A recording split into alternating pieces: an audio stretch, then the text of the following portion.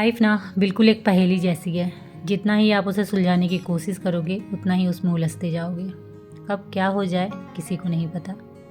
आज मेरी बातें ना आपको थोड़ी सी अटपटी लग रही होगी, पर सच में लाइफ कभी कभी ऐसे मोड़ पर लाकर खड़ा कर देती है कि लगता है अब क्या।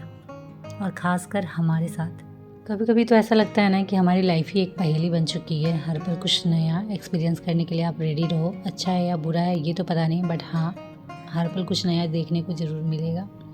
तो हे एवरीवन, गुड मॉर्निंग। कैसे हो आप सब? उम्मीद करती हूँ कि आप सब बहुत अच्छे होंगे और आप सभी का स्वागत है मेरे चैनल लाइफ ऑफ नीरा में। तो आज का दिन बहुत अच्छा है क्योंकि मेरे सुबह वाले काम ना सारे ख़त्म हो चुके हैं। खासकर जो क्लीनिंग मॉपिंग रहती है, और क्लीनिंग मॉपिंग जब आपकी ख़त्म होती है ना तो दिल को बड़ा सुकून मिलता है कि आज का काम ख़त्म हुआ। क्योंकि उसके बाद वाले जो काम जितने भी होते हैं ना वो आप आराम से कर लोगे, लेकिन सुबह जो साफ़ सफाई वाला काम होता है ना वो काफ़ी ज़्यादा हेडेक वाला होता है। एक बार आप कर लो ना उसके बाद पूरा दिन निश्चिंत।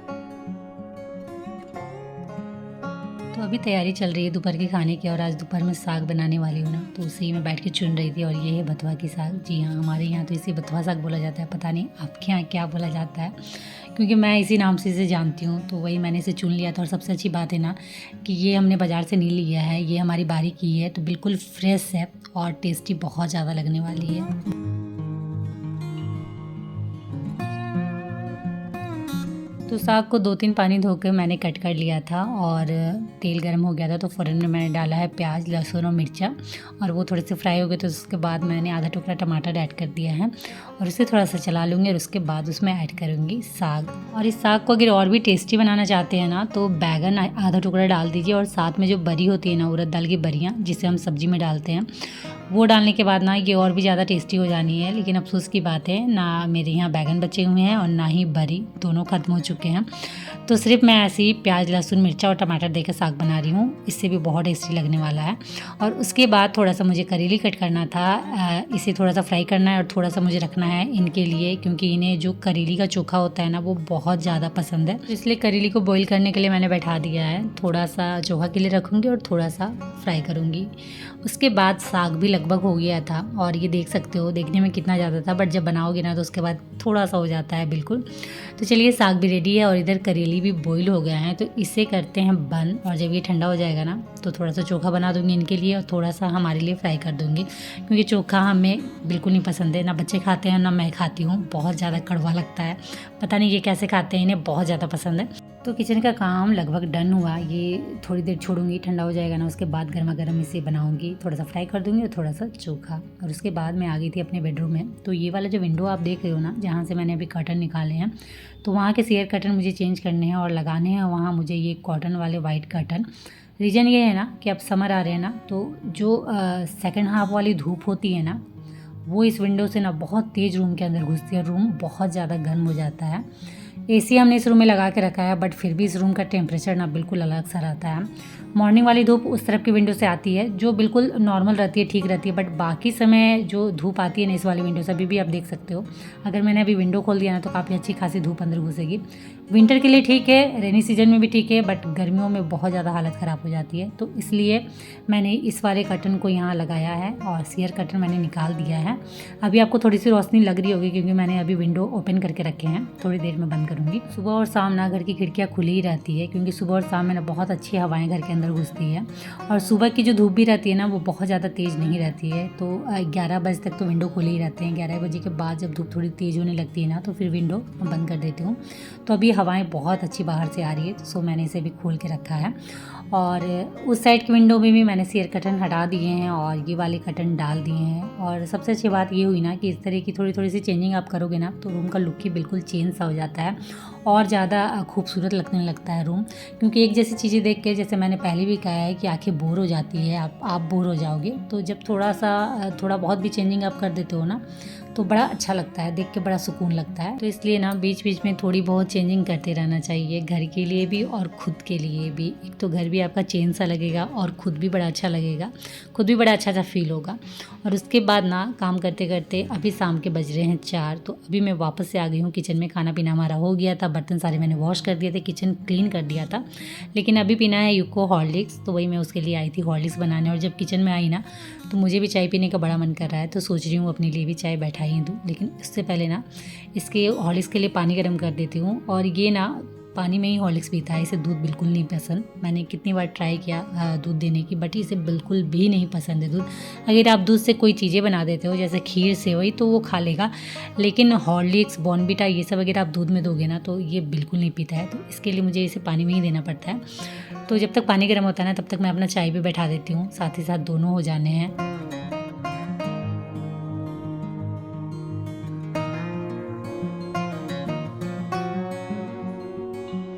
तो युग को मैंने हॉर्लिक्स दे दिया था और चाय मेरी बनी रही है, क्योंकि मैंने मीडियम आंच में बैठाया है। हाई आंच पे डालने से ना चाय गिर के नीचे बहने लगती है। सो धीरे धीरे वो बने वो ज़्यादा अच्छा है, वो चाय भी ज़्यादा अच्छी लगती है।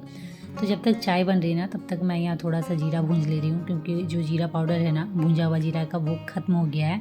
और वो मैं हमेशा बना कर रखती हूँ, क्योंकि बहुत सारी चीज़ों में बहुत यूज होता है। खासकर अभी होली आ रही है ना, तो होली में जो दही बड़े बनते हैं ना उसमें भूंजा हुआ जीरा का पाउडर डालने के बाद ना वो और भी ज़्यादा टेस्टी हो जाता है। तो इसलिए थोड़ा सा जीरा मैं तवे पे भूंज ले रही हूँ। जब तक चाय मेरी रेडी होती है तो ये काम भी मेरा हो जाना है, क्योंकि होता ये है ना कि किचन में भले ही हम एक काम के लिए जाते हैं, लेकिन कभी भी ऐसा होता नहीं है कि एक काम करके ही हम किचन से बाहर निकले हों। किचन में जाने के बाद 2-3 काम खुद ब खुद दिखने लगता है कि ये भी करना है, ये भी करना है, ये भी कर लेते तो ज़्यादा अच्छा रहता। तो वही है। तो चलिए जीरा मैंने भूंज लिया था और इसे भी रखते हैं साइड में, थोड़ा सा ठंडा होगा तो ग्राइंड कर लूँगी। तब तक इधर चाय रेडी है तो फटाफट चाय पी लेते हैं। वैसे भी मौसम बहुत अच्छा हो रहा है। दोपहर में जितनी तेज़ धूप थी ना अभी एकदम उसके अपोजिट है, अभी एकदम बादल छा गए हैं, मौसम बहुत अच्छा हो गया है, हवाएँ चल रही है, मतलब काफ़ी अच्छा बाहर का मौसम है। तो वो मैं दिखाऊंगी, लेकिन उससे पहले ना चाय पी लेते हैं, क्योंकि शाम का समय है। युग उधर बैठा हुआ है, उसने अपना हॉर्लिक्स फिनिश कर दिया है और बैठ के वो टीवी देख रहा है। मैं तब तक इधर अपना चाय एंजॉय करती हूँ और मिलती हूँ उसके बाद आप लोगों से।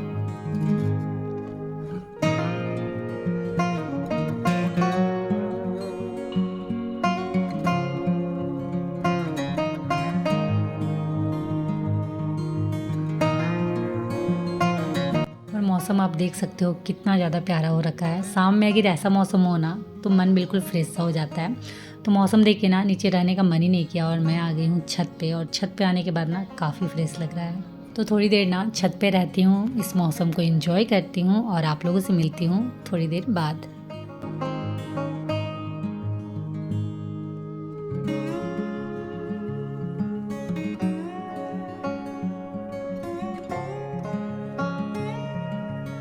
तो जी अभी हो रहे हैं शाम के 6 और बाहर अंधेरा हो रखा है। तो फटाफट घर की जितनी लाइटें हैं ना सभी को ऑन कर देती हूँ, क्योंकि शाम के समय घर को अंधेरे में नहीं रखना चाहिए। और ख़ासकर अभी संध्या आरती का समय है ना, तो माँ लक्ष्मी के आने का समय है।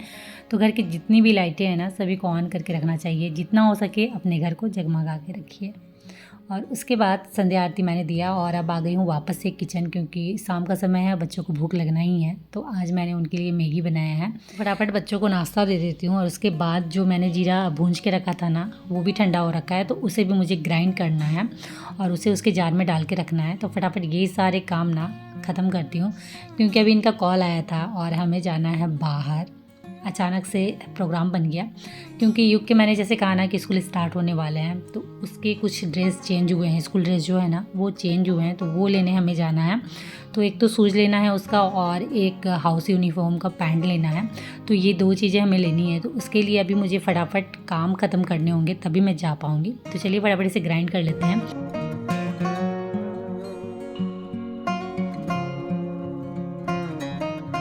तो जीरे को मैंने महीन ग्राइंड कर लिया है, और थोड़ी सी क्वांटिटी ना मैंने ज़्यादा रखी थी, तो अभी ये काफ़ी लंबा चलने वाला है, मतलब गर्मी तो पार हो ही जानी है। और उसके बाद ये अभी आए नहीं है, तो जाने में थोड़ा सा लेट है, तो मैंने सोचा कि थोड़ा बहुत और काम कर लूँ। तो ये जो वाइट शीट आप देख रहे हो ना, ये काफ़ी दिन से रखा हुआ था, तो सोच रही हूँ ना इसका कुछ यूज कर दूँ। पहले मैंने सोचा था ना कि बच्चों के बैग फट गए थे तो उसके अंदर इसे डाल के सिलाई कर दूँगी, लेकिन अभी उनके नए बैग आ गए हैं तो इनका कुछ और यूज करती हूँ जो एकदम सही रहेगा। तो मैं सोच रही हूँ ना जो ड्रॉअर और सेल्फ़ है ना वहाँ मैंने पेपर डाल के रखे हैं, जो ऐसे देखने में अच्छे नहीं लगते हैं, तो वहाँ इन सीट का यूज करूँ, जो देखने में भी काफ़ी अच्छे लगेंगे और हेल्पफुल भी रहेगा, साफ़ सुथरा करने में भी बड़ा आराम रहेगा। तो मेजरमेंट करके ना मैंने कट करके रख दिए हैं, 4-5 मैंने कट कर लिए हैं। अभी भी ये काफ़ी लंबा पीस बचा हुआ है, तो काफ़ी यूज आ जाना है। तो अभी जहाँ जहाँ के लिए मैंने कट किए हैं ना उस ड्रॉअर में मैं फटाफट इसे सेट कर देती हूँ।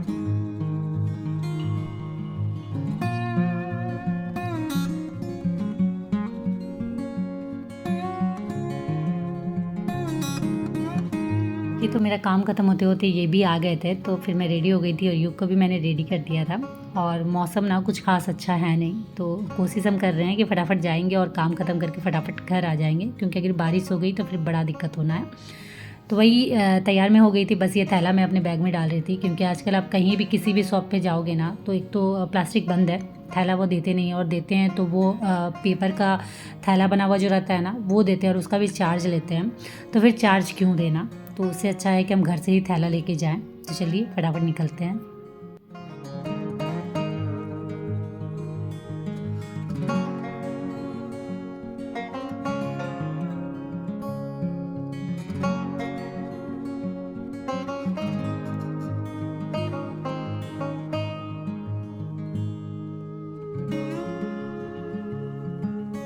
तो हम आ गए थे मार्केट, और युग के लिए हमें लेना था उसके स्कूल का शूज़ और साथ ही हाउस यूनिफॉर्म का पैंट, तो वो हमने फटाफट ले लिया था। और उसके बाद जस्ट बगल में ही ना ये एक मॉल नया खुला है रांची में, काफ़ी टाइम पहले खुला है एक्चुअली, मैं लेट से आ रही हूँ यहाँ।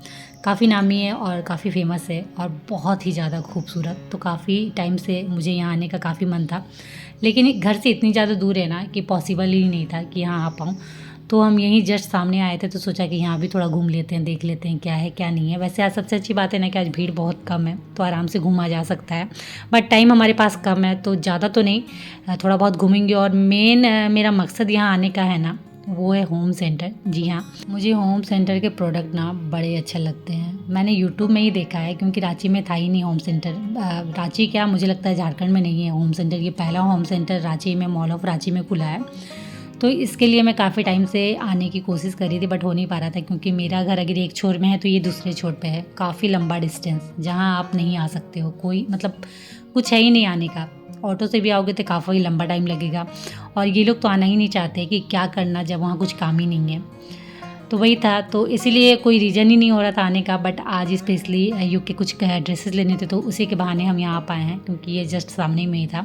तो चलिए चलते हैं होम सेंटर, लेकिन उससे पहले मैं यहाँ दिखाती हूँ ये कितना ज़्यादा खूबसूरत है। ये इस तरीके से यहाँ ना ऊपर में हैंग किया हुआ है झूमर टाइप का, बट झूमर नहीं है, बहुत खूबसूरत, बहुत ही ज़्यादा खूबसूरत, ये ना और ज़्यादा अट्रैक्ट करता है। और ठीक इसके सामने आपको दिख रहा होगा होम सेंटर।